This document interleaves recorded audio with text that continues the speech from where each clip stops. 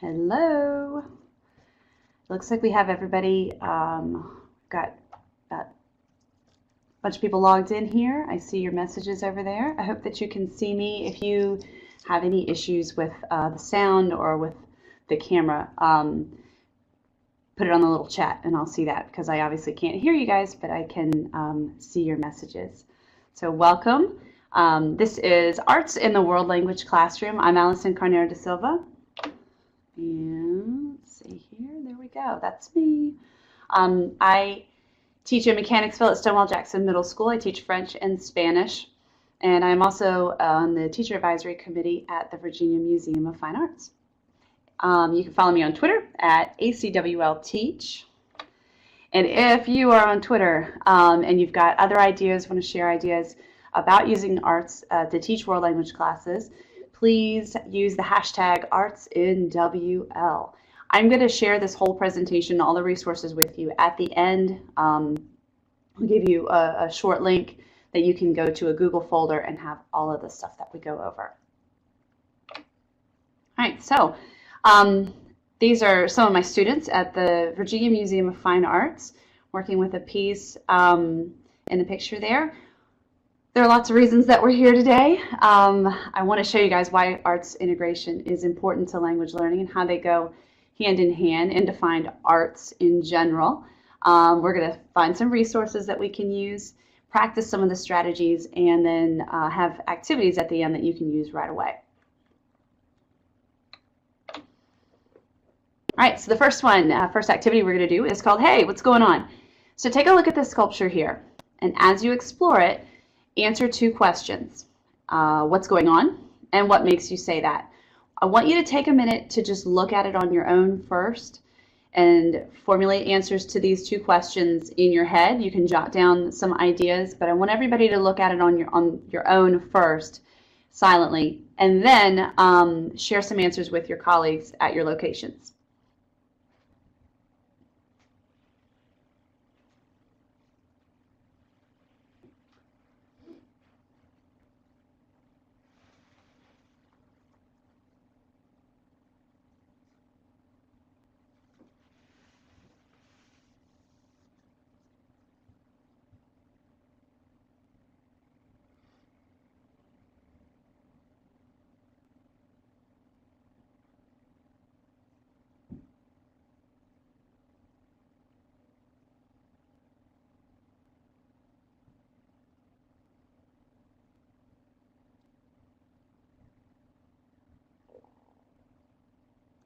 As you share out your ideas, if you have other people who teach the same target language as you, you could have this conversation in the target language. If you have a variety of languages being taught and you'd like to do it in English, you can do that as well.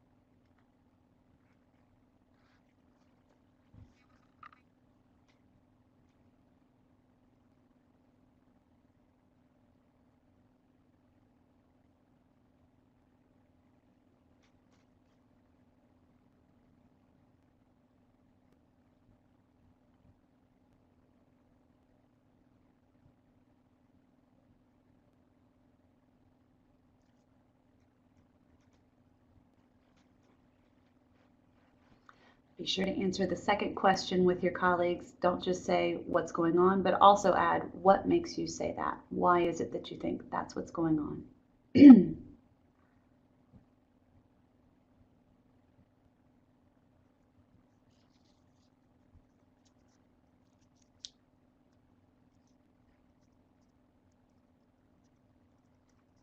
if you'd like to share out with a larger group, you can type in the chat box what some of the observations are that your team made.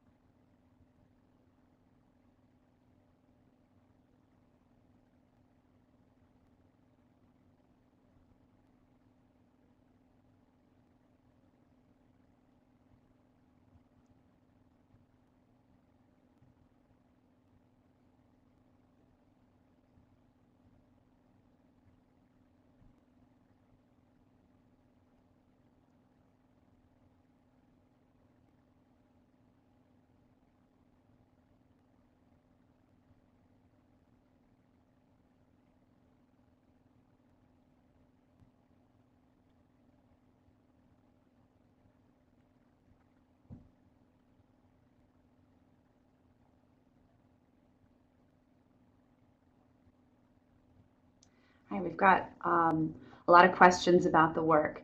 Um, this is when it's weird to do this kind of presentation because it's absolutely silent where I am, and hopefully you're having lots of good conversation where you are. Um, we have a lot of questions about the sculpture. Now, when we see it here on the screen, you can see the title and when it was made and so on. This is a really, really, really old piece, so chances are that the head came off over time and was not bitterly torn off, but I don't know.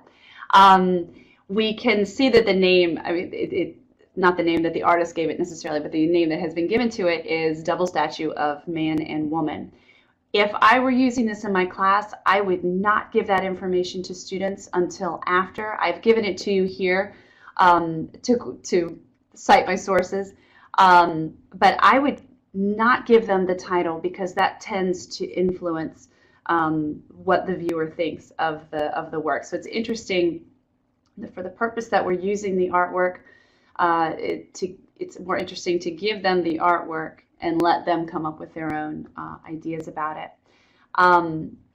When if we were in the classroom, we might say what's going on, and depending on the level of ability of the students or proficiency, they might say there are two people. They might say he looks happy or he looks nervous, and then add what makes you say that. What makes you say there are two people? Because I see two people. What makes you say that he's nervous? His shoulders are up, his arms look tense. And it's just very much what's going on is something that is observable, and what makes you say that may just be opinion. And you might have students who saw the same thing going on, but then had different reasons for saying that that's what was going on. And then we also have, some of you mentioned that the figure on the right seems to be holding tight to the one on the left. Some other person might say, oh, well, that's because she's, somebody said represents movement or leaving. Maybe she's trying to hold him there with her. Somebody else might say she's scared and she's trying to protect herself. Somebody else might say, oh, well, I think it's something else. So it's a great way to start conversation in the classroom, and it's something that you can do with any visual. And notice that this is sculpture here. This is not just a painting. Our rationale for using arts in the world language. This is a natural way to use inquiry. We talk a lot about having students with those 21st century skills and being able to problem solve. And part of that is being inquisitive, looking into something, getting more details about something. And art is a very natural way to do that. It helps them develop these critical thinking skills to communicate and opens their minds. We see things in a different way. A lot of times I look at a piece and then a student brings up something that I never saw before. They are generally more comfortable. Even students who don't consider themselves to be artists, or maybe they don't consider themselves to be creative, can certainly look at a piece and answer a question, and then that might lead to another question, and it might open up conversation. And eventually I have found that students are more comfortable with this because there's not an absolute right or wrong answer. It's about opinion, and your opinion is always right. And it allows flow to happen, where they get into an activity and time kind of stops, and they're very drawn into the activity. So speaking of flow, this is what this is all about. You might have heard of Mihai Csikszentmihalyi, who is a psychology professor. He's got a TED Talk. I've got it linked here, so when you get the presentation, if you'd like to see the TED Talk, you can, because Googling his name is very difficult. He basically says that when we enjoy doing something and we get an intrinsic reward from it, then we continue to do it. We find satisfaction, and that is what we want our students to have in our classes. We want them to be inspired to speak the languages because it's rewarding to them, not because of the grade. We want them to, when we give them a homework assignment in a workbook or a worksheet or that kind of thing, they're not going to want to do it necessarily. Usually they don't want to. But if we tell them to make a Spotify playlist of songs that they like in the target language, that's something that they might be able to get a little bit more into, and they'll find that they spend more time on it than they meant to. And there are a lot of ways to do this in the classroom. Art is one of those many ways. When we speak about the arts, it's important to note that this could be lots of different things. We find ourselves typically going to paintings. If you teach French, you end up doing Impressionist paintings, and that's the art that you feel like you're supposed to do in the classroom, and it's not. It's definitely an important part of the repertoire, but there are lots of things that are included in the arts. So I have this Wordle here where you can see lots of different things, and this is not exhaustive, but keep in mind that sculpture and dance, even murals, paintings on walls, collages, multimedia projects, all of these things are considered part of the arts. So this, you're going to hear students say, I could do that. And a lot of times they could. Even those who are not artists, you might look at some art where they're like, why is this art? The big red ball, what is that? I could do that. And my question to them in response is generally, did you do that? And what else could you do? It's also important to note that pieces of art, like our stool with a bicycle wheel, need to be taken not just individually necessarily, but with the whole collection of works, the body of works that the artist has created. How does this fit in with everything else? If we just took a bicycle wheel and stuck it on a stool and that was our only piece that we ever made, like, yeah, okay, maybe you're not that gifted an artist because of that. But if you look at an artist's entire body of work, consider how that work fits in, and also consider what's going on in the world at the time that this piece is made. The Impressionists, for example, we look at their pieces and we think, okay, there's a lot of blurry stuff and it's pastel colors and maybe I like it, maybe I don't. And but at the time, that was revolutionary, and people were mad at them for going outside and painting. And it's important to let the students know that it's not just about what you see, it's about how it was made. Why were they able to take things outside, to take their materials outside, to paint outdoors at that point? Why didn't they do it before? Why didn't artists go out before and do that? And it has to do with the materials that they were able to use and so on. Now, that is an extended conversation that you sometimes end up having with students, and sometimes they might give some resistance to art because they feel like they could make it. And so this is an example of how I would handle that conversation.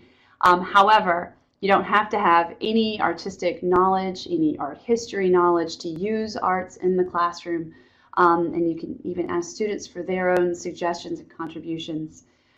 So please don't feel like you have to be an art teacher in order to make this happen. So I have some ideas about talking and writing about art. And if you click on this link here, which I think you'll be able to see it if I click on it, I'm going to make this bigger. All right, I have some ideas you can use right away. Some of these come from the Museum of Modern Art in New York, MoMA. I did a course with them a few years ago. It's still available on Coursera, and if you are inspired to do so, it's a wonderful course. It's just an online free course on Coursera about using inquiry, art with inquiry. Whip around, go around the room, and each student says one word about the work. This is super easy, low stress, low level. You could even, if your student's vocabulary is very limited, you can change the work up in the middle and put another work up for them to respond to. They can name things like colors. They can name articles of clothing that the subject is wearing and so on. There are a lot of things that students can say by just saying what they see. We have memory, where they look at a work, they write down what they saw, and then after you take the work away. You can also have the variation there where one student can see the work and the other partner cannot. They look at it for a few seconds, you take the work down, and they have to describe the work to their partner, and then switch places. And then the second one would have to describe it without using anything that the first partner said. This is kind of a variation also on the drawer-describer activity, which is the next one there, where you have the piece up, and basically the way that works, your students face each other. One of them has their back to the screen, for example, where you might be projecting the image, and one of them can see the screen. The one who can see the screen will be describing what he sees, and then the other person who can't see is either writing down a description or they're drawing their version of what they hear, and then they compare it with what's on the screen, and very often it looks nothing like what's on the screen, but it still has all those elements. So they're able to make those comparisons. It's always entertaining, and it's not requiring them to be a great artist. We don't expect them to make an exact reproduction of the work.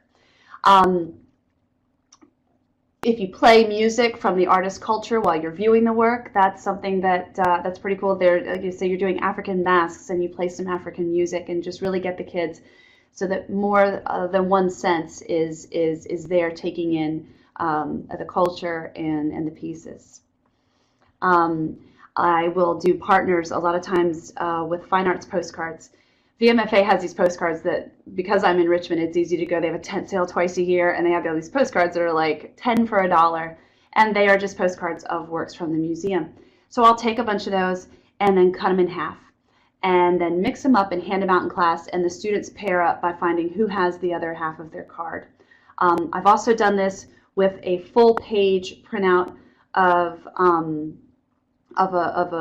work from the museum, laminate the page, and then cut it up like a puzzle in 5 or 6 pieces, hand those out, and that's how students can get into groups. So we can do pairs with postcards, and we can do groups with entire puzzles, and they put the work together. It might be that your activity has nothing to do with art at all, but it's just a way to kind of put the art in there and give them a unique way to get together. I also have some ideas here for writing about art. Post-it poetry is one that you may have heard of.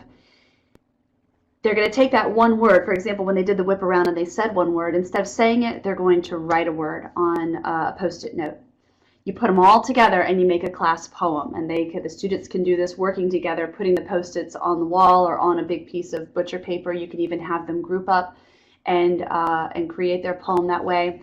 They can also pass the Post-it to another student, and then the student who receives the word then has to write a sentence with that word that may be relevant to the work or not, but they're using that word in a sentence. 6-word memoir. You can do this with the Post-it poetry also.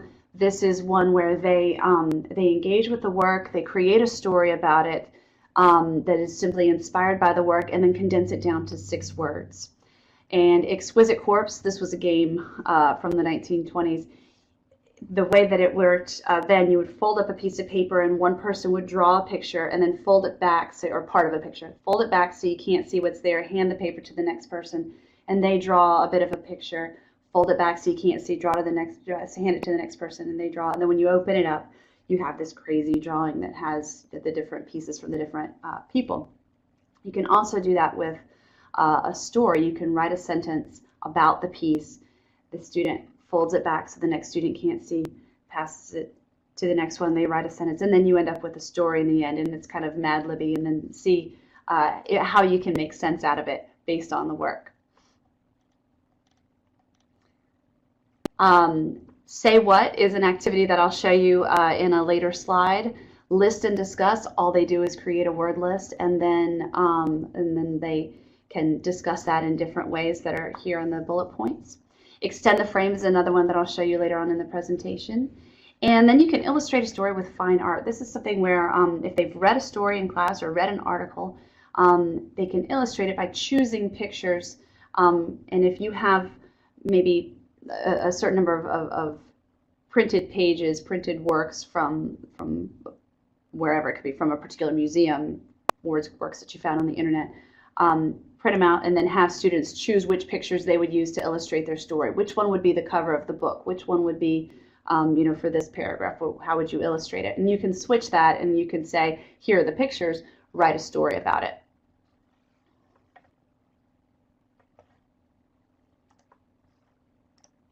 All right, here's Extend the Frame.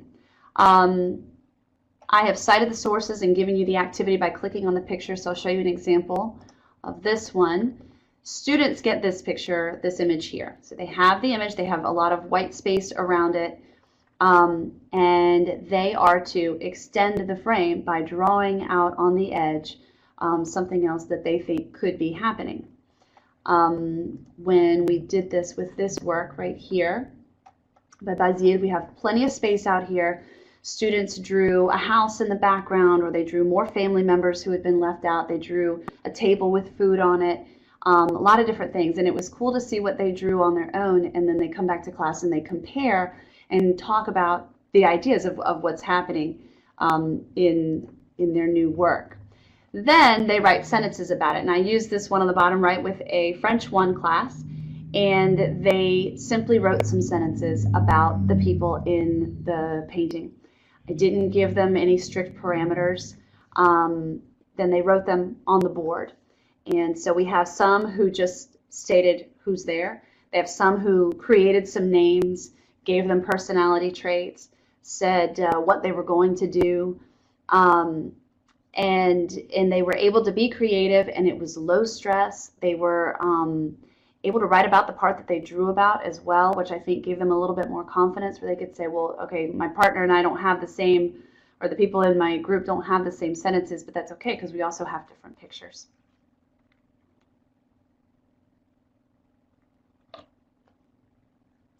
Here is an example of the describer drawer. So I put this picture, and I'm not sure if you can see my mouse moving around or not, but I put this picture up for the students and then had them describe it to somebody else. And we can see over here in the photo, one student has their back to the screen and one student is facing the screen. This is with a different picture, and with my wonderful student teacher from last year. And they are describing what they see on the screen, and then the person is, the student who has their back to it is drawing what they see or what they hear. So with this painting, I like to use works that are a little obscure. A lot of the surrealists work well for the describer drawer situation. But I am also mindful of what my students can do and what they can talk about.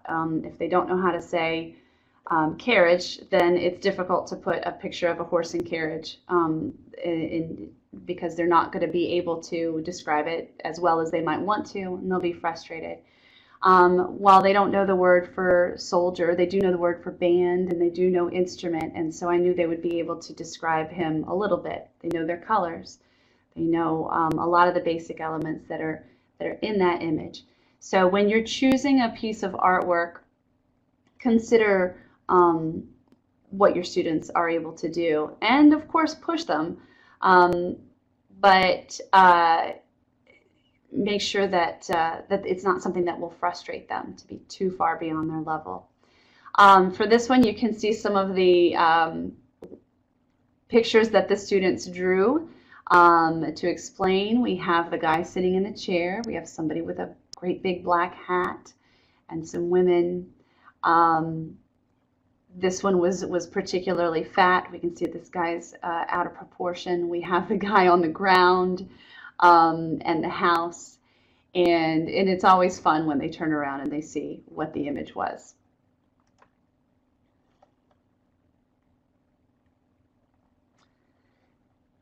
These images here I used for an IPA.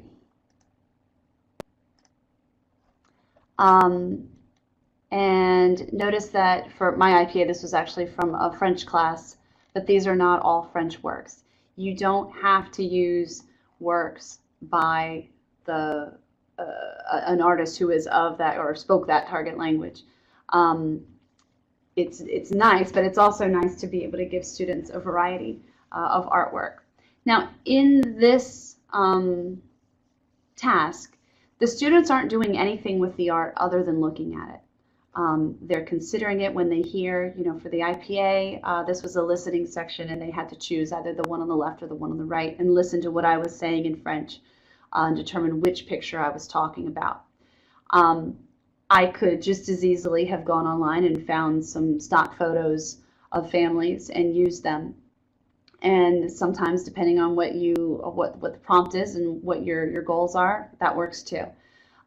If you can find artwork, it just is a more interesting way for a lot of kids to get the information, and it's something for them to interact with. It's something that gets their attention in a different way.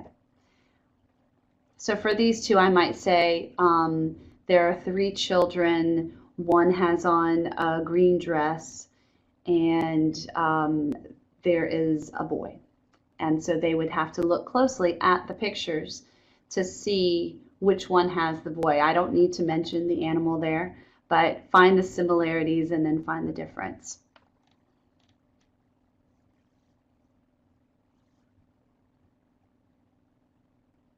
We also have many different styles of works.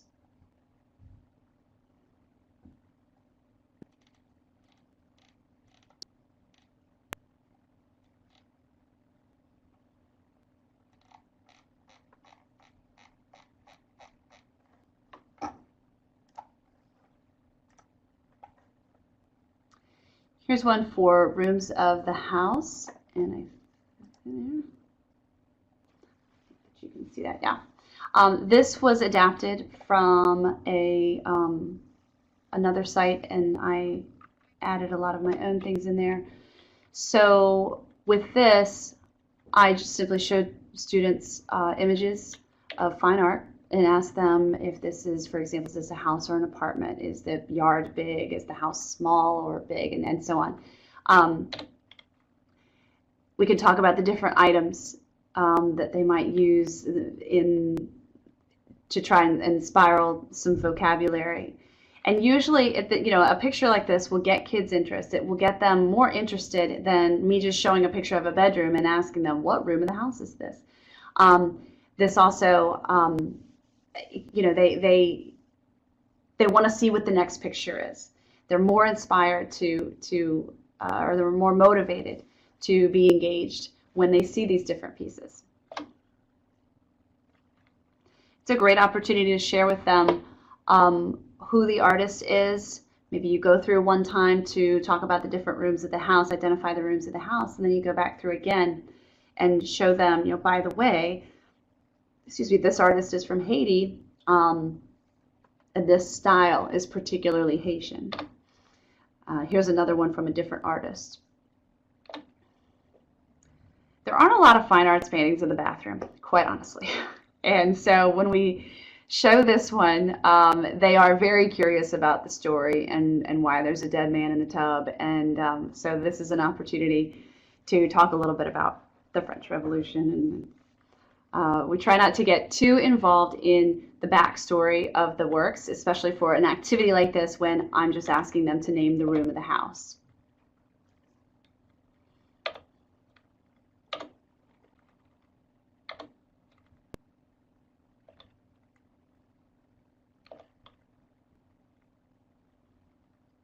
Carmen Lomas Garza is fabulous to use when teaching Spanish. She has a lot of works depicting everyday life in Latino culture, and there's just so much that students can say about her works.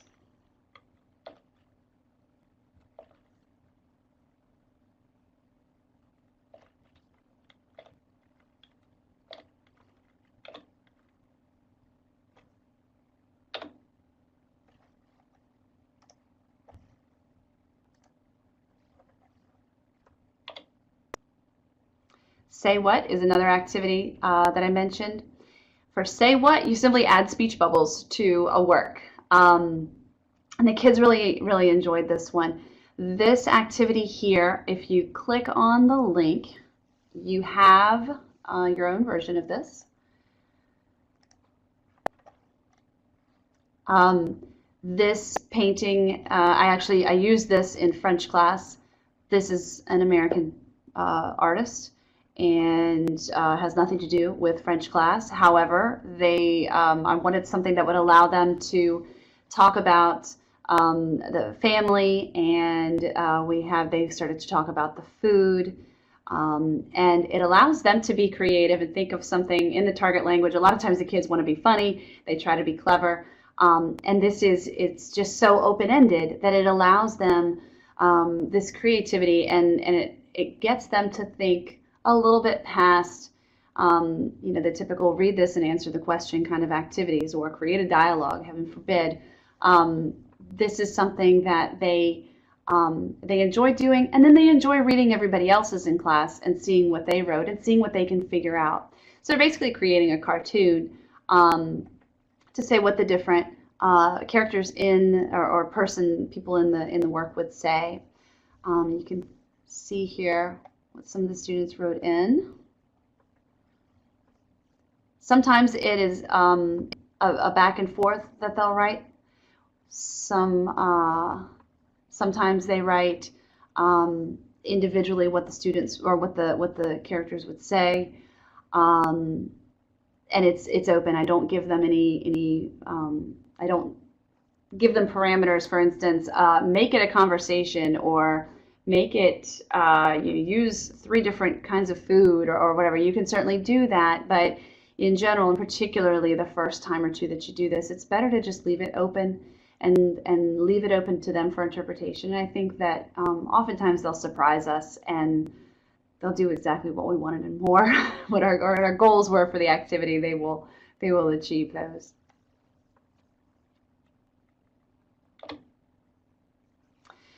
All right, so we're going to do an activity now with the sensory inventory. Hopefully, I know some of you have definitely seen this. I've talked about this with some of our fantastic Virginia colleagues. This is an activity created by the education team at the VMFA, the Virginia Museum of Fine Arts. And I have it here for you in English, French, Spanish, and German. And again, there are links here for you if you want to have it on your own. At the end, the link that I give you will be to a Google folder that has these in it. I am going to show you real quick. They have an incredible selection of resources. We're going to go over to their website real quick. At vmfa.museum, you can go to programs and you can go to educators. That's where we are. They have all kinds of activities, and I won't bring you through the whole website right now, but please come back and check it out. The museum team has really created a lot of great stuff that we can use in our classes. They have some activities in various languages on the website. They have other activities that can be adapted for the language classes. There's a lot there. All right, so let's take a look at the sensory inventory. The sensory inventory is a way that you use all of your senses to interact with a piece. A lot of times we just look at a piece and we think about, and it's definitely good to inspire the students to observe and to closely look at pieces. We also want them to consider other things when they look at it. For instance, in the first activity, we said what we saw, but then we said why we think that. What do you see? What's happening here? Why do you think that? You give some reasons. So this is a way to get students to interact with a piece more deeply. And I have it up here in English right now. If you speak and or teach a language other than English, French, Spanish, or German, and you could translate this and send it to me, I'd be appreciative. We would love to share it as one of the museum resources. If you're okay with that, that would be wonderful. We do have somebody who saw this at FLAVA and started putting it in Latin, and so we will have it out in Latin soon. But we don't have it in plenty of other languages. So it's something that the first time I did this with students, I was like, all right, we'll give this a shot, we'll see. But they love it. They absolutely love it. And I think for some students who are more timid, the activity gives them the boundaries.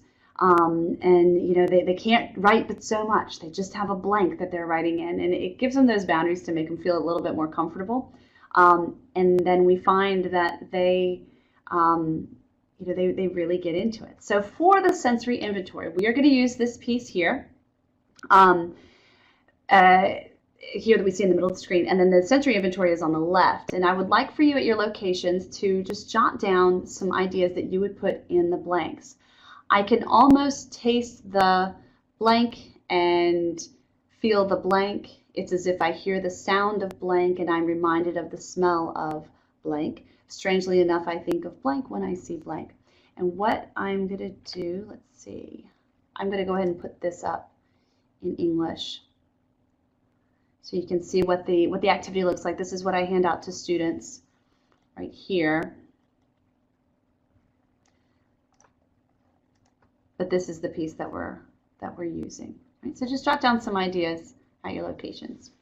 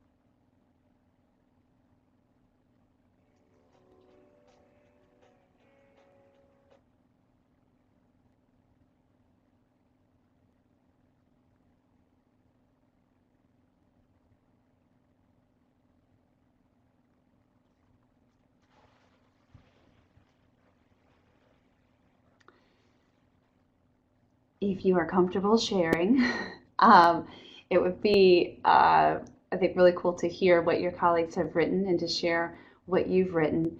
This is something that when we do this in class, I would never make a student share what they've written. But if you ask them, you usually have that one kid whose hand goes up all the time anyway, and they're excited to be able to share. And then you have somebody else who says, okay, well, I'll go too. And then you have, I find that pretty soon most of the kids do want to share what they wrote. Um, so if you could go around with your colleagues now and share what you wrote, and if you would like to share some of this on the chat, I think that would be cool too, because I can't hear what you're saying. And so if you have one that you guys at your location feel like you'd like to share out, then you could put that in the chat box there.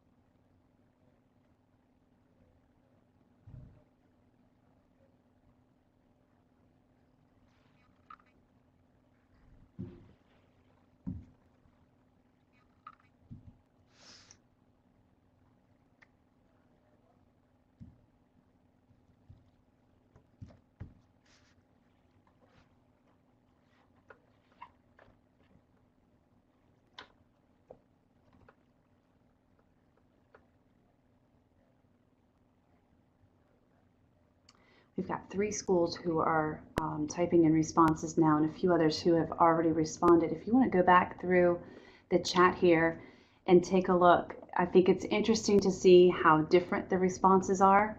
For one, we smell sushi, another we smell hot chocolate.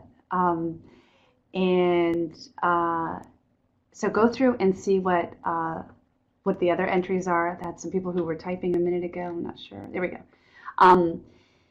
And just kind of see how that compares with what you wrote or what your group wrote.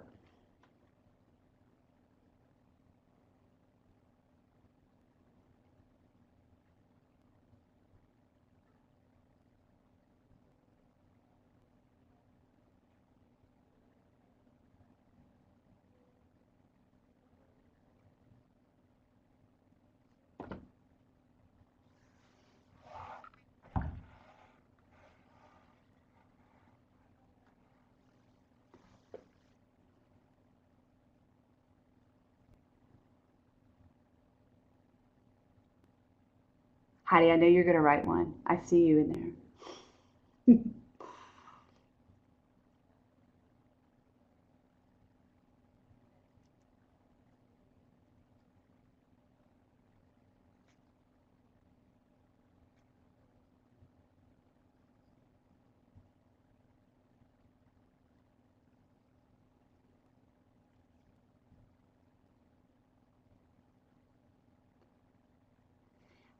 One thing that I wanted to bring up, when we look at these, we can see how different they are.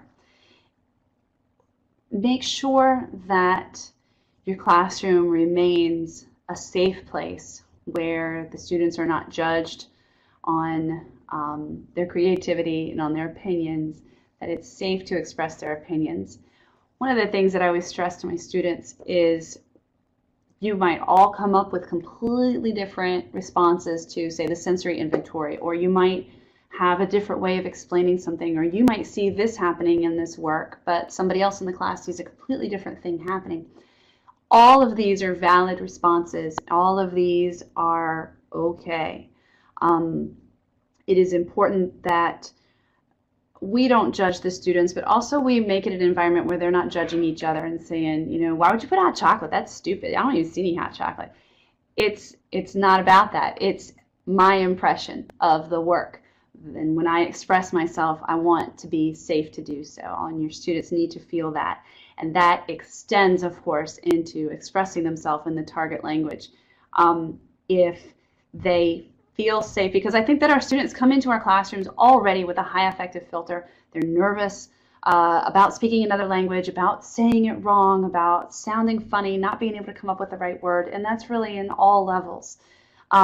If they have, when you do these activities, it helps bring the class together. It helps the kids see each other in a different way, and it helps them feel safe, and it gives them an arena to express themselves in a safe way, and opens them up to be able to express themselves in the target language in other areas as well, not just with art, but art can be, in my classroom, I particularly use art to make students feel comfortable and safe. I also feel like it's easy to look at their responses and say, oh yeah, that's really good. Oh great, oh good, yeah, that's good. Oh, so good, oh perfect, excellent. And we don't want to do that, because we're judging them. And while we're judging them in a positive way, it's still judgy, and it still is making me the authority on what their inventory should say, for example, in this activity. Instead, trying to think of some different responses. It's hard to get away from like, oh, that's a good one. That's okay. But to go through and say, oh, excellent. Yes, I agree. And then the next student says something and you're like, well, okay, I wouldn't have, okay. They feel that, and it's important to make sure that we are giving them all value. One thing I find myself saying a lot of times, because I honestly feel it, is, I've never thought of it that way. That is an interesting way to look at it. Who else had something similar? Who else had something completely opposite? And it'll open up that discussion. But I do express in English, on a regular basis in my classes, and I teach levels 1 and 2, that all of these opinions are valid and these responses are all valuable. All right, for music and film, because remember this is arts too, listen to everything, view it all, every single second of it before you show it to students. I have a song that I play in class, a lot of songs I play in class that are fine to listen to in class, but the videos that go along with them are not necessarily fine to play in class. And I know that students see and hear lots of things that I would not play in class, but that doesn't mean that I'm going to play it in class. I know that with French class, there's a lot of rap music. France has the second largest rap market in the world, second to the United States. And there's a lot of English in those songs. They have little things that they'll throw in, and it's cool to cuss in English, for example. And I have to listen to every single word of that song before I'll play it in class, because the last thing I want is to be doing an activity where we have music playing in the background and they shout out some word in English that the kids shouldn't be hearing in their classroom. And so please, please, please review or listen to all material before you play it in class. This is just a few resources for music and film. Obviously, I could do, every time we go to a conference, be it FLAVA or ACTFL or SCOLT, there are always sessions on using music to teach world languages, and they're awesome. I go to a lot of them. There are lots of things to be said. There are lots of resources to use. So this is just a few ideas, but definitely you can take this and run with it. March Madness is something that is on Twitter every March, and it's not the basketball. It's actually music, and there are brackets for songs and videos that the students can watch or listen to. And there are a few teachers who make these up, and then they share them out on Twitter. So there's also Navidad Madness, which is commercials in Spanish. I did this with my students last year, and they loved it. And it was short enough to be able to use as just a quick activity in class. I did not do the entire bracket. Let's take a look at it. Hopefully this will work here. Okay, so here's last year's March Madness. This, I can't make that go away. This teacher who has a blog, Williamson CI, he will list all the songs. He'll have the bracket PDF. He'll have the lyrics. He has all this stuff in a Google Doc. He puts the brackets up on the board, has the printables to put up there. There we go. All of this is done. There's even a Spotify playlist.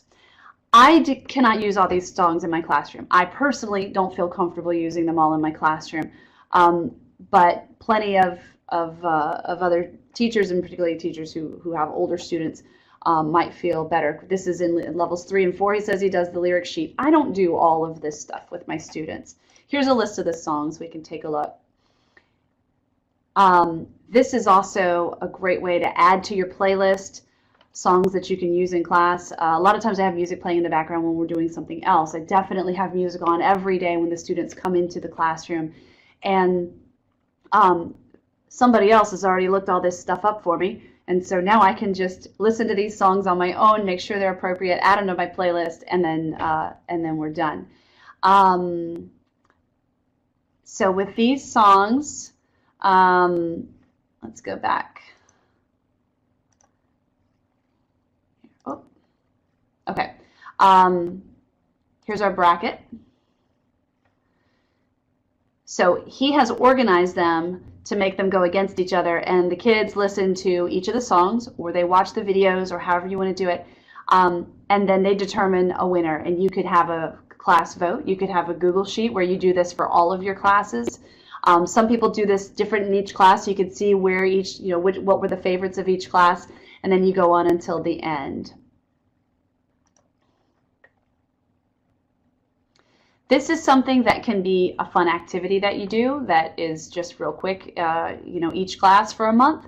It's something that you can take last year's March Madness and not tell them it's called March Madness, and just do a championship in your own classes over whatever month you want it to be.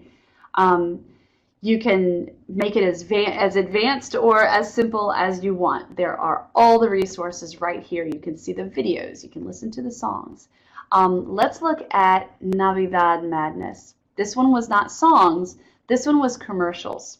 So here we go. We have the bracket from last year. And each of these commercials is, just real quick. Again, watch it on your own. It might be that not all of these will work for your class. It might be that you want to change it up and make your own brackets. You can absolutely do that. If you search, well, first look in his blog because he's got the most resources. But you can also go through and just search on Twitter for, or search online for March Madness Spanish songs or March Madness French songs. It does exist. This one is in Spanish, but it does exist in French also. Let me see if I go to here. Here we go. Right over here. These are other March Madness posts from other world language bloggers. So we have the one from Spanish Plans, Señor Ashby, Mis Clases Locas. We have the French one over here. Let's take a look at that. Mani Musical. Well, you can see some probably familiar songs in here, and she has which ones go against each other. And this is not as involved as the other one as far as all the graphics are concerned. You can make your own graphics. You can look through and see what everybody else has made. I highly recommend you go on Twitter. Anytime you're trying to create something new and big, go on there and see if somebody else already did it, because they might have, and they at least might have done something similar that you can take and make your own. Here we go. If you teach Spanish, you have probably already heard of Zambombazo. This is an excellent resource. He has art, music. You can look at it organized by country, movie posters, all kinds of stuff. But we're talking about music right now.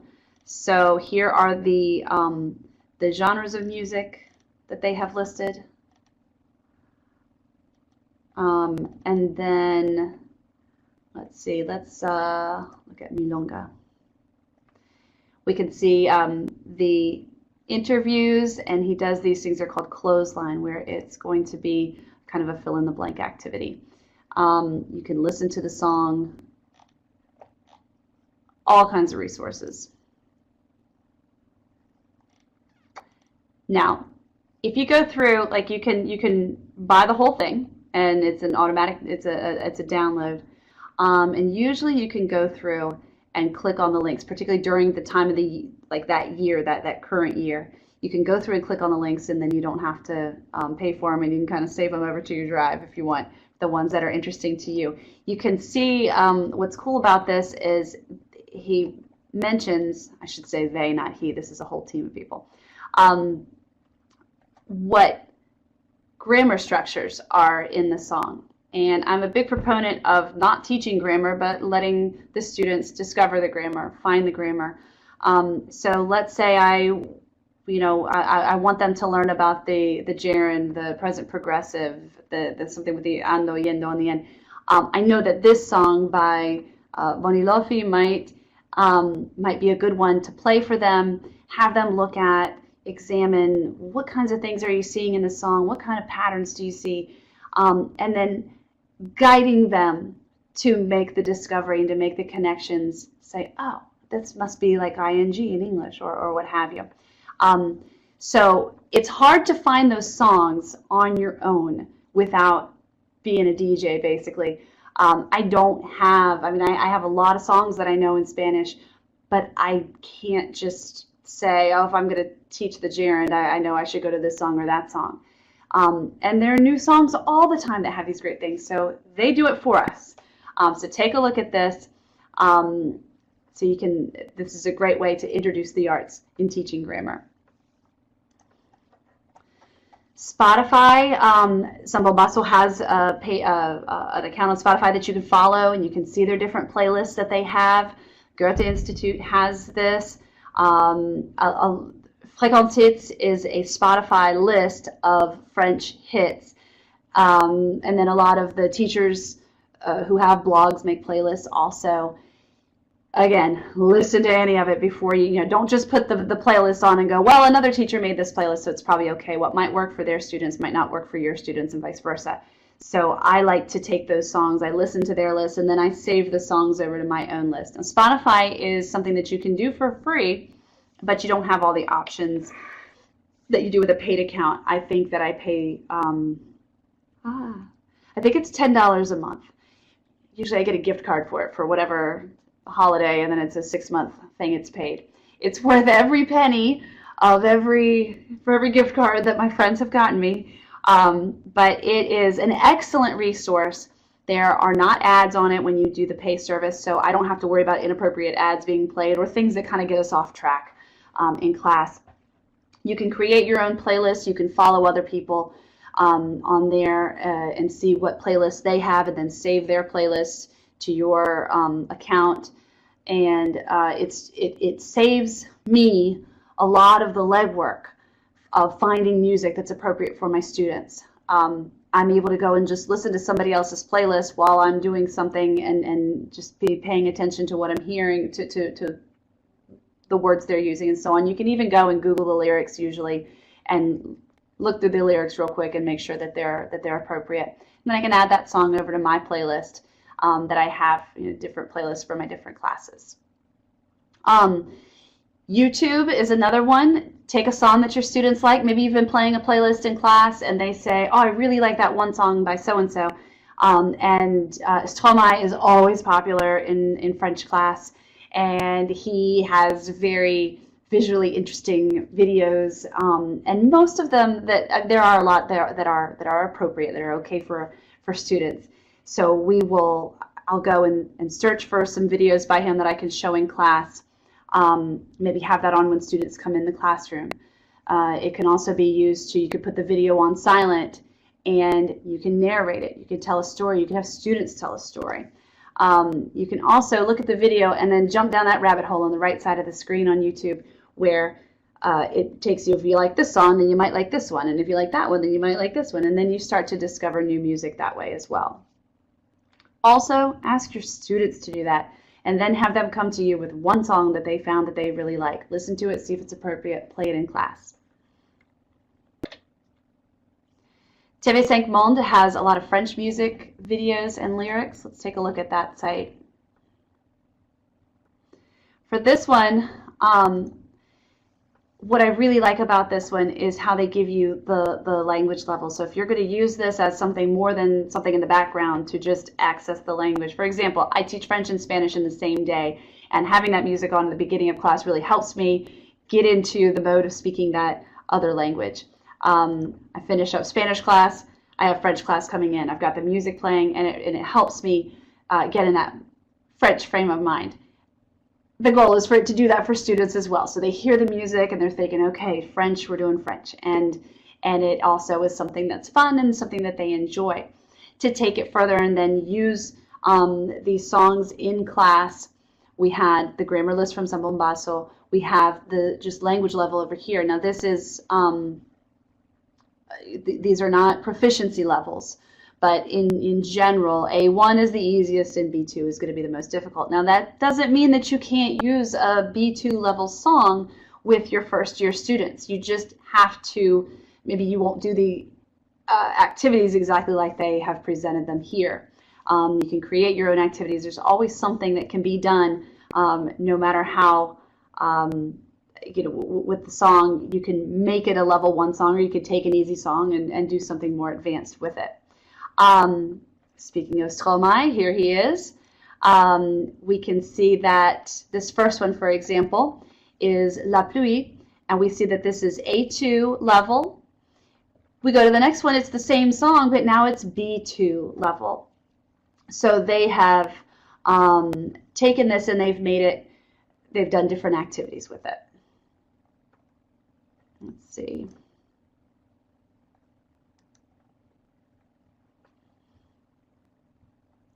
We can see the video. We can go to the artist websites.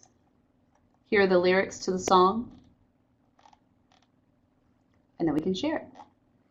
Go up here. And here are the activities.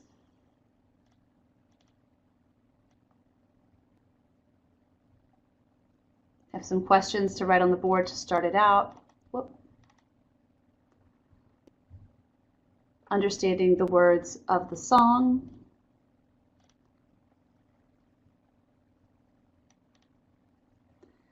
Some group discussions.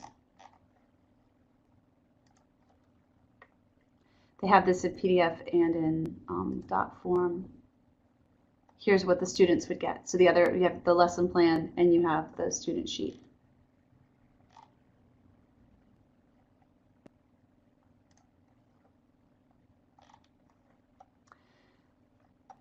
We saw in the beginning, let's see, they've got 349 resources here on this site alone. It's a lot of information. If you find something that works for you and you can share it with other people who are teaching something similar, please do. You can share these things on Twitter with the general universe. You can also share them with the teacher across the hall. I think that's another important part of all of this. Nobody can do all this alone. Share. They've been so kind to share this with us. And it's wonderful when we can share those things with our colleagues and when they share them with us. I have this link of a Google Doc of German songs. I do not know this person. And when I found this, I was not even on Schoology yet. It was shared in a group and then shared by a Spanish teacher. I don't know any of these people, but let's take a look at the list. We have the song titles and who sings them. And let's see, let's look at this. If we go to Emanuela, we can see the video and I'm guessing get the lyrics. Oh, I chose one I shouldn't have chosen. And I'm also, I don't know what my YouTube access is here where I am.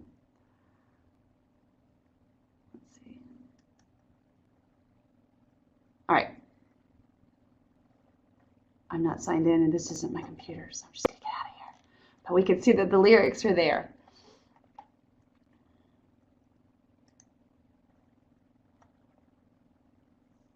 Here we go. The video's there and the lyrics. You can make a decision on what works for your classroom and for your students. And let's see. And again, share it out. Here's a huge database of music by Senora Birch. Let's see. Okay.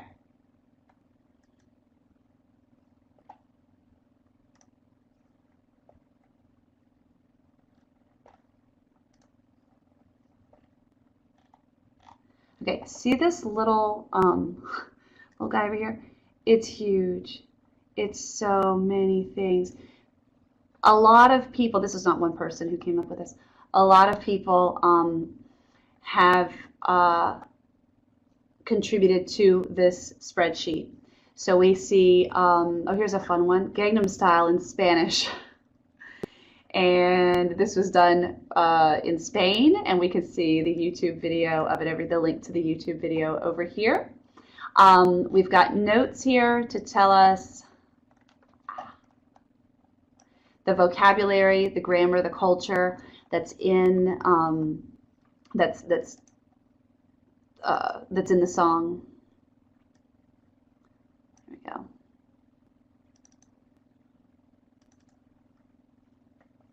Might be a little bit easier to see that.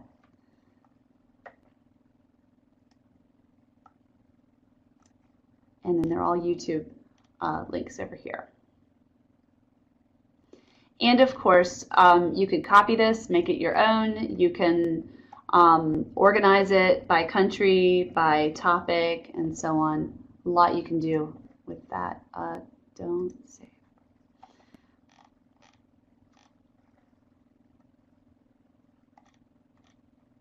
Um, let's see. This is Allison Weinhold from Mis Clases Locas, a YouTube playlist with over 300 songs. You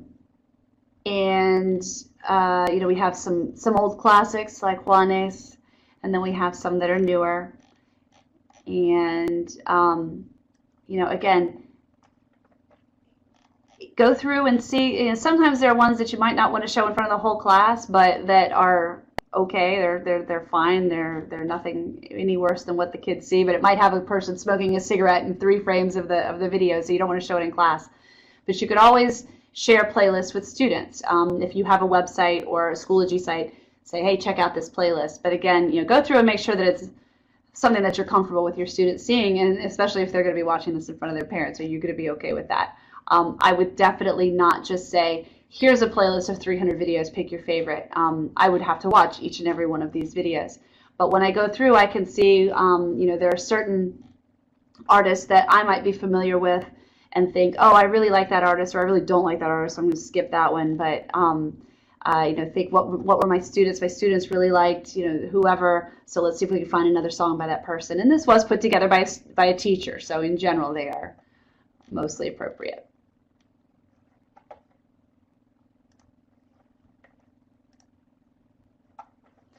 All right, so some interpretive and presentational tasks that you can do with music. Get this out of the way there.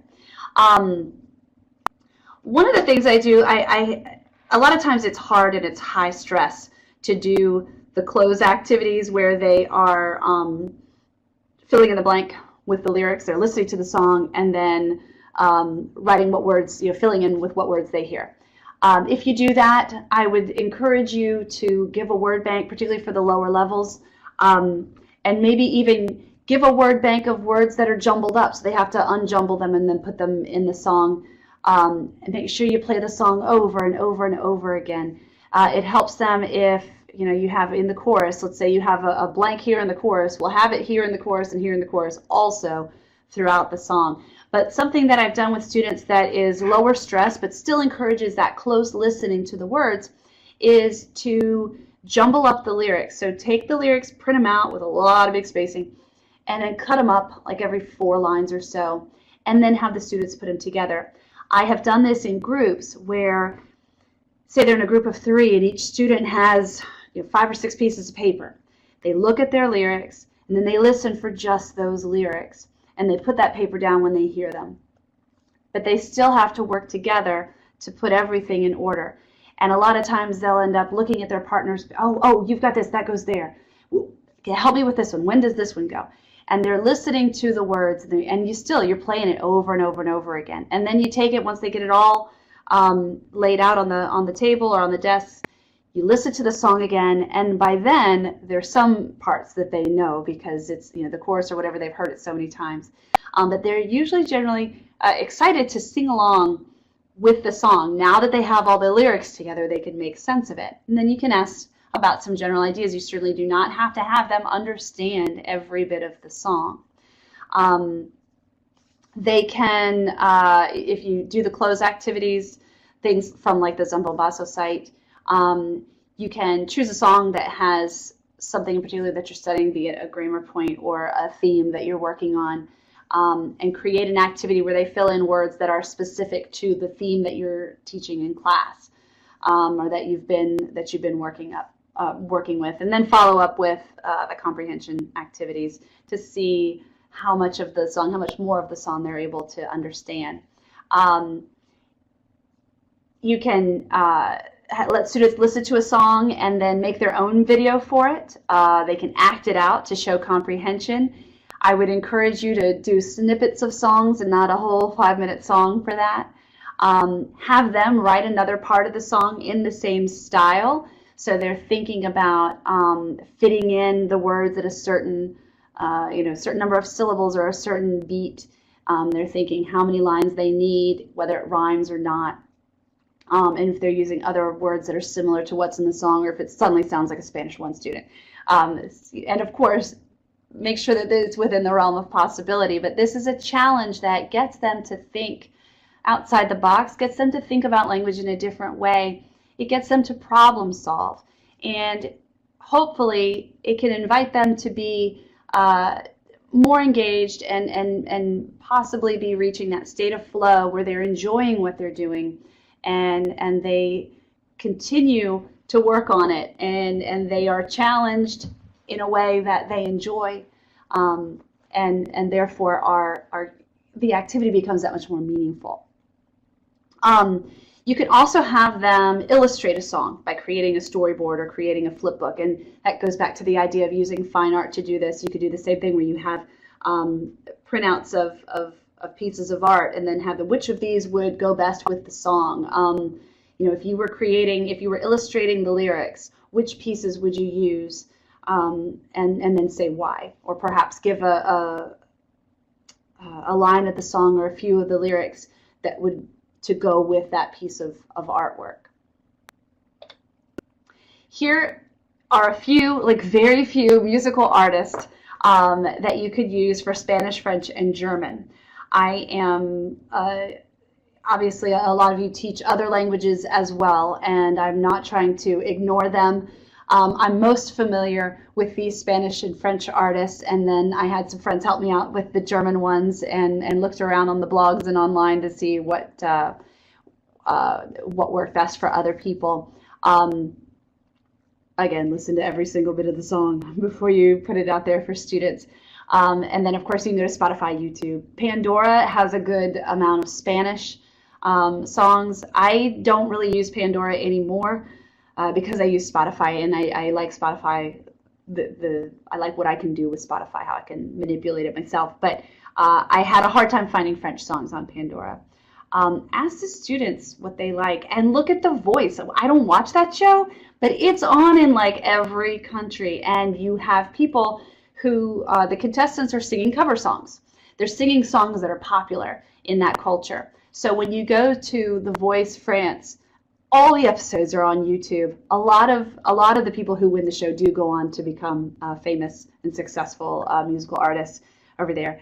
And so it's interesting for students to see how the person started out. It's interesting for them to see a show that they are familiar with the concept, and then they see it in French. They enjoy seeing the competition, and it's a great way for them to hear a song. You can play a version of the song Carmen, for example, by Stromae. You can hear his version of it, and then you can hear the version that I think it was Akadia did on The Voice France. And it's interesting for them to hear the song on the show and then go, oh, I know that song. And there's just this sense of community in the classroom is pretty cool as well.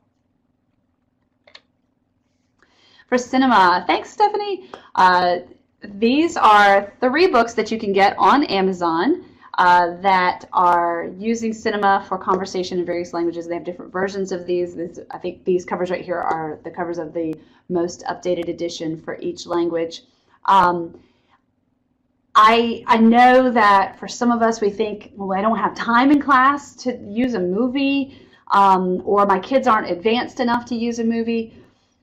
Keep in mind, you can always use a piece of a movie, and a lot of these you can find on YouTube. Use a piece of a movie and maybe one scene, and use that with your students. Or you can even take a movie clip, put it on mute, and do a movie talk with that. And it's something where the students are hearing the input, they're getting their input from you, so it is comprehensible, but they're seeing these actors from the target culture, they're seeing elements from the target culture, the scenes, the background, the house, the food, all of this. It's so rich in content that movies are a very easy way to cram a whole lot of good culture in at one time. For movie talks, I mentioned that you can use the artsy animations. There are a lot of animators who put their stuff on YouTube. There's tons of little videos, and they're short, and they are very, the kids are interested to see them. They're like, oh, we're watching cartoons in Spanish class. You can use short films, you can use commercials, you can use clips from larger films. But I want to show you here, if you've never heard of what a movie talk is, the one sentence version of it is put the movie on mute and you do the talking. It is a way for students to get input, to hear the language, and to have a visual that goes along with it, so they have that structure and that scaffolding to make that input that they're getting comprehensible. So Martina Bex is awesome at this, and on her blog, The Comprehensible Classroom, she has a training on movie talks. So she has written down the official background on it, where, you know, where it came from, why, and how.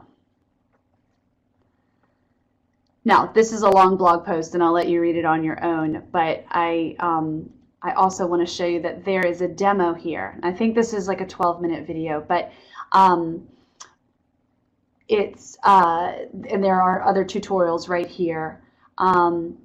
It's great to see her do it, and then to go, you know what, this is something, I think that when we hear that it's movie talk, and I've got to find a movie, and I've got to talk for 5 minutes, and are my kids going to be engaged? Are they really?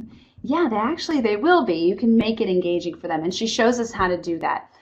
And I would say that I think the biggest tip has to do with pausing the movie. You pause it all the time.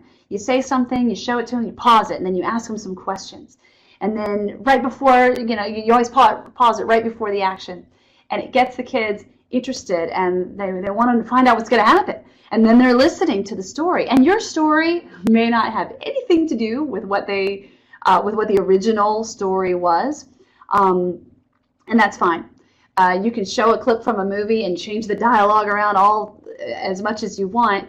You could show a music video and change the story. Make it funny, make it entertaining, but you make it comprehensible by showing that visual, by repeating words, by using gestures, and asking questions throughout.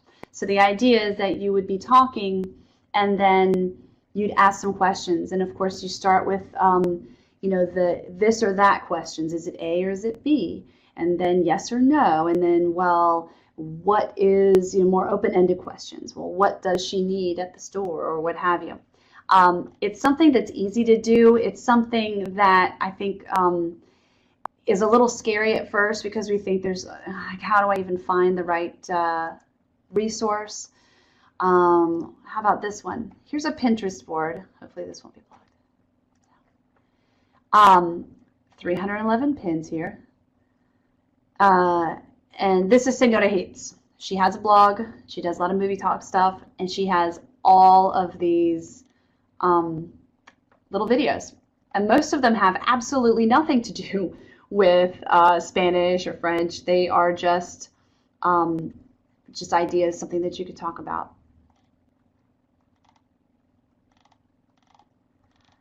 Finding her led me to a few other people. She's got all these followers. Then you can see, of course, who she follows and so on. So I ended up making a Pinterest account just for school, because there was so much stuff. And hopefully, unlike my regular Pinterest, we'll follow up on these. Over here I have a presentation. This is from a conference, and okay, you won't be able to see it on here. So there's my cliffhanger. When you get this presentation at the end, like I said, I'm going to give you a link. You can click on this and you can see Eric Olson's presentation on how to movie talk. So we're going to do an activity with it right now.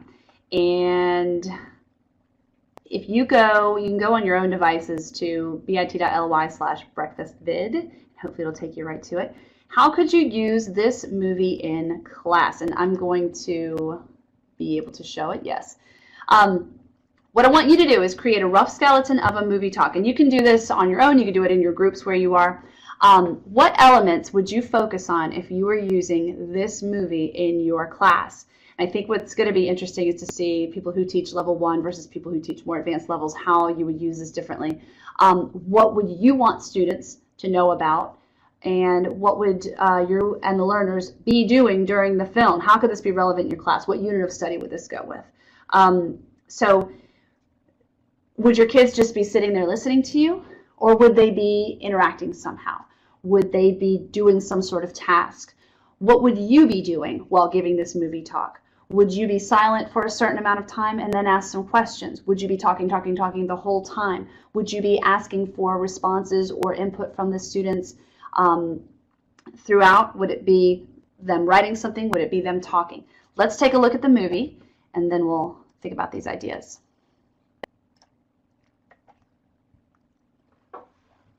And it has no sound.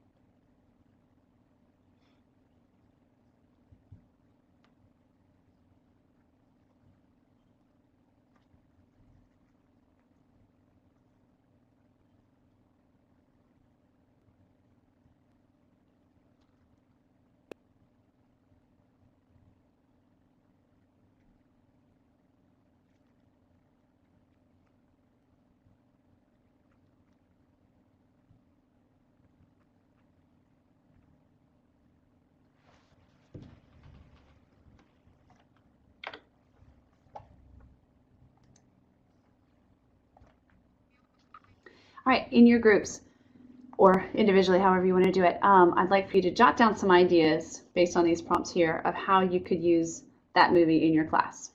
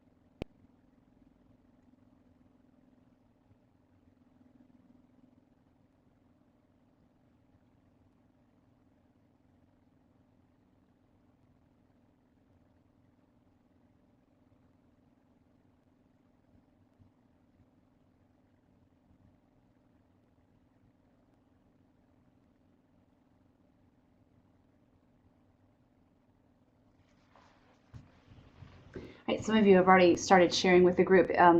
If you guys can type in some ideas in the chat box on how you would use this, what you would want students to know about, and some ideas about how you would approach this in your class. How would you use this in the classroom? For example, would you, what's an example of some questions that you could ask, and what would the students be doing during that time?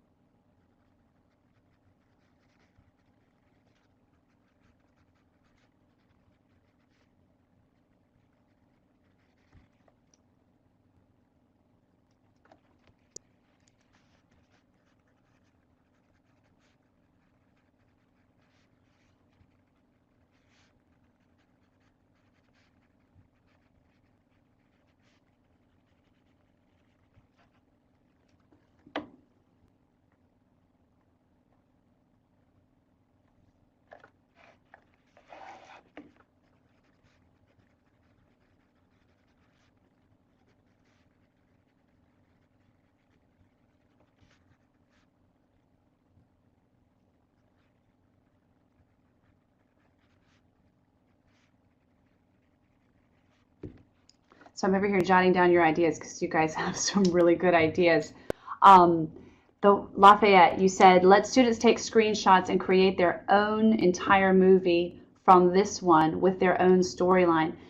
Am I understanding correctly that you mean take various screenshots from this movie and then rearrange them or put them however they want and then create a story that goes along with it? Is that what you mean? Fantastic. That is really cool.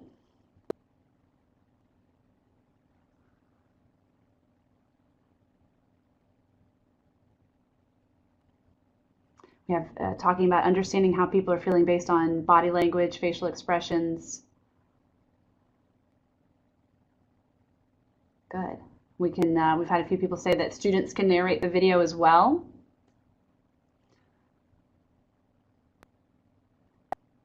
How would you react if you were the waitress? What would you do?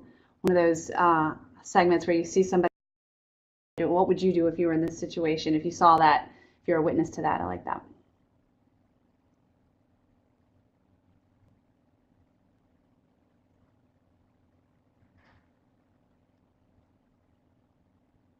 And Skyline High School did what Lafayette mentioned this summer during in France for the stage. Interesting.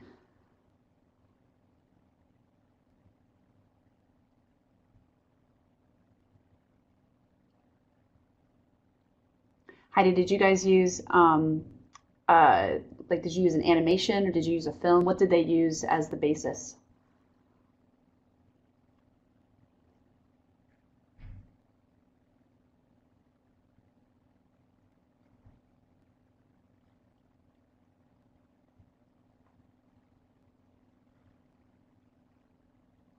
Speaking of pause and have students predict what happens next, I'm I'm like watching, waiting for the response on here.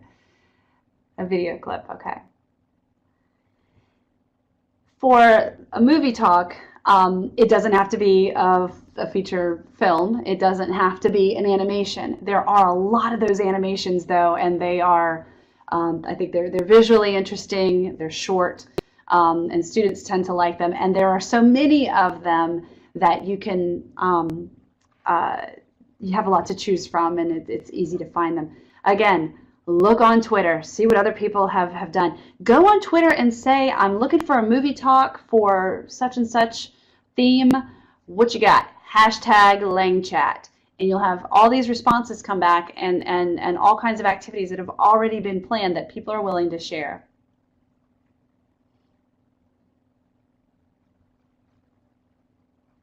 You could use a comic or book creator and create like a comic book with the screenshots. You could even take some of the screenshots. You could have a few screenshots from various parts of the the beginning, middle, and end of the clip, and then do one of the things that we were looking at earlier with the speech bubbles, and have students write in what they think the person might be saying, what maybe they could predict, or maybe at the end as a wrap up you could do that and have them write some ideas in there based on what you said when you were narrating the silent video. They would then write in some things that they remember. It's a possibility there.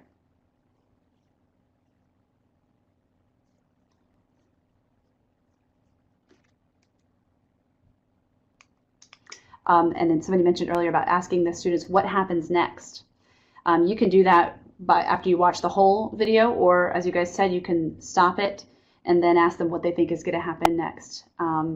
Ask them, and when you do that, you don't have to say what's going to happen next. You can say, do you think she will drink the coffee, or will she spit it out? Do you think that that's a lot of sugar, or that's just a little sugar? A video like this could be used to teach the concept of muy versus mucho, très versus beaucoup, to just talk about all of the food. That's a lot of food. It's very unhealthy. A simple concept. It doesn't have to be the entire food unit is illustrated by this video. It can be something very simple that will be memorable for the students because of the way it's being presented. All right. At FLAVA a couple weeks ago, I did a presentation on Project Zero. And this is something that's out of the Harvard Graduate School of Education. It's 50 years old. It's been around a long time. I mean, not that 50 is old, but you know. And two of the things I'm going to talk about today are artful thinking and the visible thinking routines. And if you go on Twitter and you do hashtag artful thinking or hashtag visible thinking, you'll see a lot of resources here. Artful thinking is more relevant to what I'm talking about today. These are things that are not, these are tools or thinking routines that are not designed to teach world language, but they really lend themselves well to teaching world language. And I think that when we think of Project Zero, we need to think about how we are zeroing in on what is most essential in education without all of the fluff and all of the crazy things around. How can we zero in on what's important and get students thinking? The idea with Project Zero is students aren't memorizing facts, something pass a test. They're not memorizing verb conjugations. They're not memorizing fill in the blank kind of things. They're thinking. And when they are thinking, they're learning. Thinking begets learning. And I have these cards, a picture of these cards here from VMFA. If you go to VMFA, Virginia Museum of Fine Arts in Richmond, they have these cards on the wall at the entrance to the Art Education Center. And even if you live out of town, you happen to come through Richmond, please stop by VMFA. This is a world-class art museum, one of the best art museums in the country. It's not just me saying it, lots of other people said it. And it's free, 365 days a year. Maybe you can't get a field trip to go there, but if you go there yourself and you can see the resources, see the pieces, and hopefully that can inspire you to then bring them into your classroom. These cards have different thinking routines on them. And on the front, so we have like the first one there, that pink one. Hey, what's going on? That's exactly what we were doing in the first activity today. So on the it'll This is a reasoning and interpretation routine called Hey, what's going on? You turn over the card and you see the instructions on the back, which are simply say what you think is happening and say why you think that's happening. Beginning, middle, end is an activity that is interesting to do with students. This is one of the observing and describing routines. And I'll tell you what, before I get into that, let me show you so you have a better idea of what's going on here. For artful thinking, this is our thinking palette. And so these activities go around these 6 themes or these 6 categories: questioning and investigating, comparing and connecting, exploring viewpoints. All of these are things that can be used in history class or in science class or in Japanese class. They can be used all over the place, and they are just very basic routines, nothing wrong with simplicity, to get students, to get learners thinking. They could be kids, they could be adults. So let's see here. For beginning, middle, end, you are simply going to choose a work and you ask learners if they think it happened in the beginning, middle, or end of the story. If they think it happened in the beginning, ask them what happens next. If they think it happens at the end, what happened previously. This encourages imagination, storytelling. They make connections and create meaning. Here is an idea that I used in class to make a mini comic strip. So I've created 3 different versions of the comic strip with the 3 blocks, empty blocks, and I'll put the work in one of them, either in the beginning, the middle, or the end. And then I have the students use that as a basis for a written or spoken presentation. Here's an example of what I'm talking about. So I had a few different works related to train travel. We were talking about train travel in French class. And the students, you can either have them give these out randomly, you can have them choose whichever one speaks to them, and they simply created a story, and they start with drawing. And they don't have to be fantastic artists. I'm not a fantastic artist. I'm not judging anybody on their art stick. People are great. I do encourage them to use color so that it stands out and it's easier to see, I say, as I give them black and white copies. But they wrote in here what they thought happened at the beginning, the middle, and the end based on the work that they had. And then they had to write some sentences to describe what's happening in their pictures.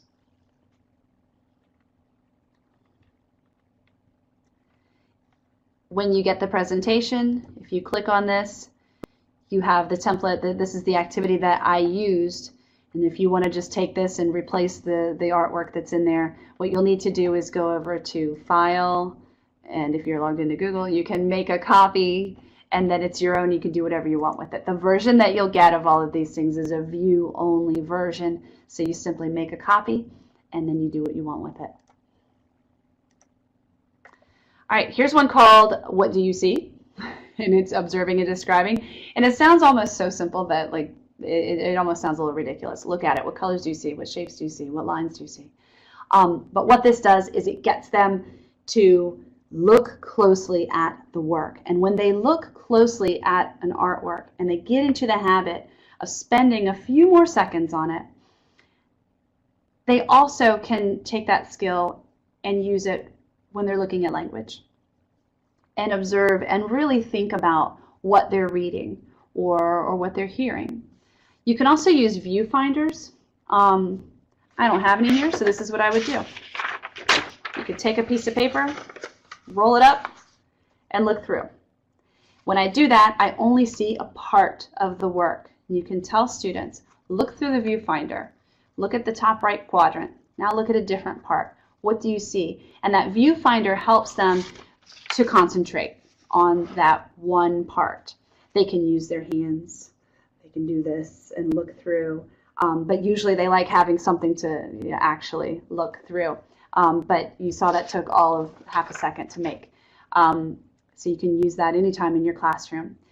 You can have them play a game where the first student says something that they see, second student says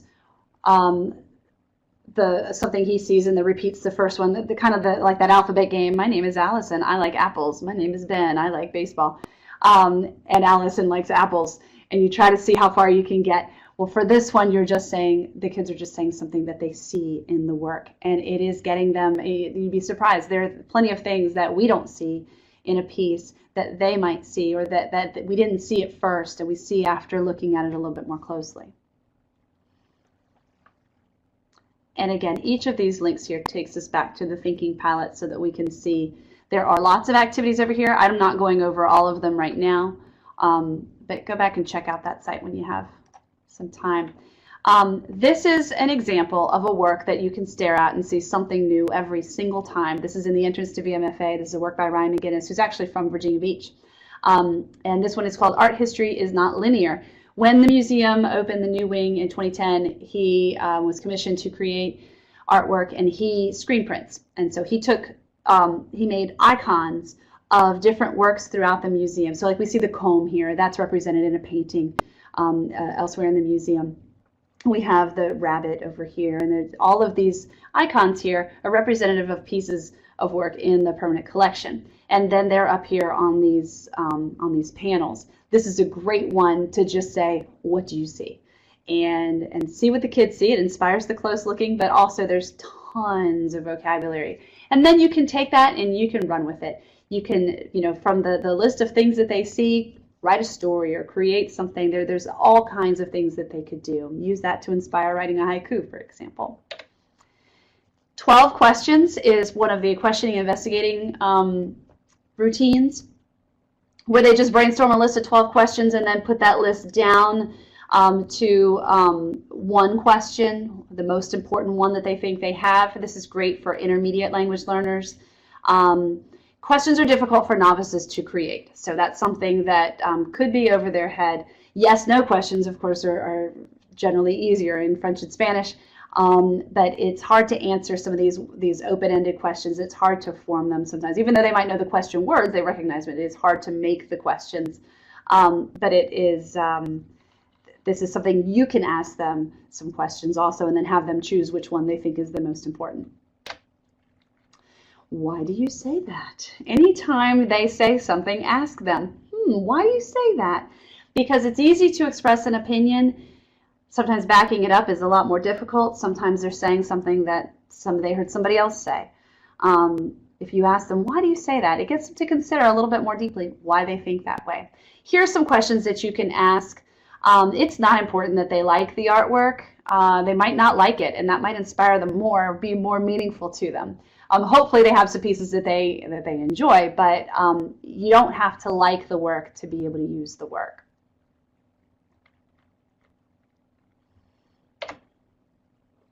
Perspectives is another one where all they're doing is they're saying, we look at a work and then we say, I'm thinking of such and such, some topic, from the perspective of so-and-so. And we are not going to do this activity now, but I wanted to show you the piece and how the activity works. We could simply choose one of these people and say, I'm thinking of vacation from the perspective of this guy with the umbrella. And then they can, say, it looks like he's got to turn his back on his kids. He's got a donkey at the beach. He's got a full suit on. He's probably not enjoying this, or what have you. See, think, wonder. You look at the piece. What do you see? What do you think about that? And what does that make you wonder about? Sometimes it's called I used to know, now I know. And I have some printable signs for you if you'd like to use those in your classroom. I tend to use this with Post-it notes for the I used to think, now I think, or I used to know, now I know. We'll have the pre-activity, what I used to think or what I used to know, and they'll write that on a Post-it note, put it on the wall, and then we have the post-activity at the end where they're reflecting on the activity. And here's an example of them doing that.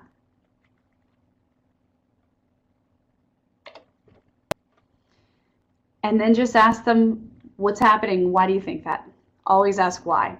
I've got an example of a game and what you could do with advanced speakers using this as a basis for a debate.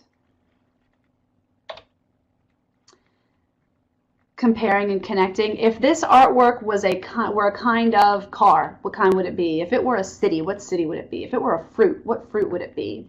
Choose things that have a lot of, something like fruit that has a lot of examples. Here are some ideas for assessing using art. We have some interpretive reading ideas and listening ideas, writing questions, creating paragraphs to match to images, write an essay and have them identify parts of the images that inspire each line, create sentences to ID in a labeled image, like you label the image with 1, 2, 3, 4, then you have sentences and they have to choose which number matches to that sentence. Here's some speaking and writing ideas. Write a postcard home from the location, write another stanza to the song, create a story inspired by the work. And then I have, this is the rubric that I have used in the past for that.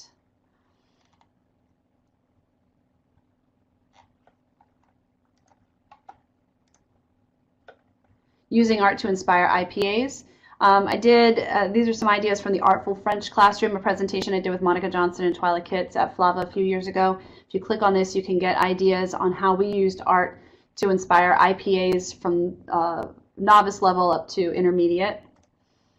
And you can contact either of them for more information after you look at the presentation. If you've got questions about that, you can contact either one of them. Monica Johnston uses art to do a lot of social justice, to teach her middle schoolers about social justice.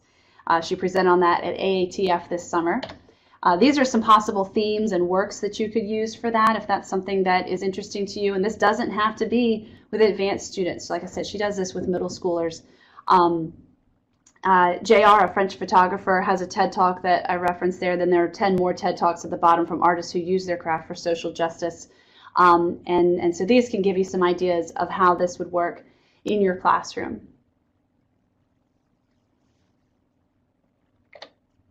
And here's some ideas for visual artists you can use. Obviously, like I've said, it doesn't have to be an artist who speaks that target language to be used in that classroom. I could use something by Paul Klee in my Spanish class or in my French class, and that, it's fine to make that crossover. But if you want to try to focus on artists who might be depicting that culture, then these are very few beginning ideas.